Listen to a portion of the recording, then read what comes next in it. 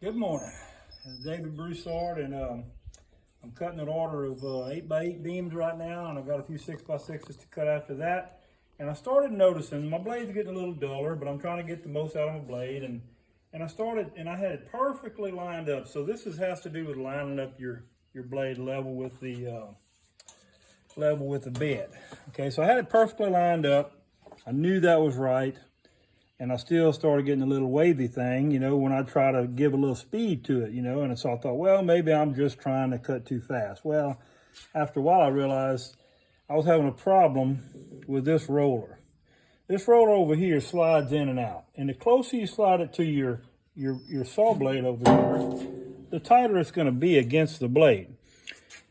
This lip right here is to keep the blade from going backwards, and also to keep it from when you hit a bump from the blade from flexing. So you need to have a little bit of pressure on both of these wheels downward to hold that blade. It needs to be lower than the actual bottoms of your big wheels right here.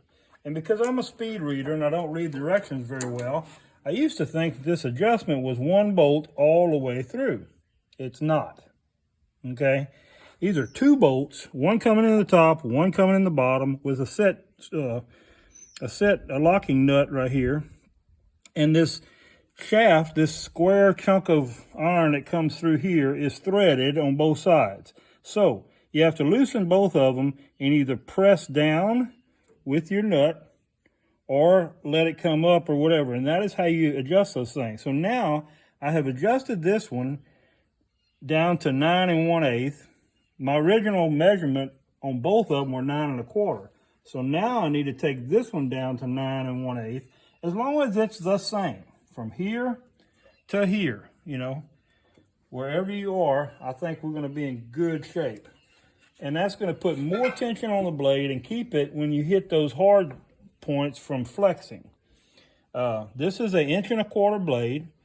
One of the advantages to running wider blades is you have more stiffness, and you're going to have less flexing if you run a wider blade, but you also have less blade life. Okay, so if you run, the thicker the blade you run, typically the less blade life you have, because it's harder for it to flex, and you'll have premature breakage of your blade, and of course the wider the blade is. So the jury's still out on which one is better. The wider blades are not recommended for the LT15 on up to the LT50, I think it is, because of the size of the wheels. These wheels are about 19-inch wheels, a little less than 19-inch wheels. I think when you get up to the LT70, you have a 24-inch wheel or 28-inch wheel, I'm not sure, but it's big enough, and you can run wider blades on it.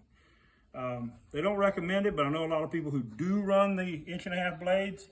They say it is night and day as far as cutting straight and not having any type of wave at all. So, check it out, give it a try. Get yourself 5 blades and, try it out, or buy one blade, try it out. I have run the 1 1/2 blades on my homemade saw, and I really liked it. I think I'm going to buy some for this saw and try it out, and we'll see where it goes. Hope this helps you.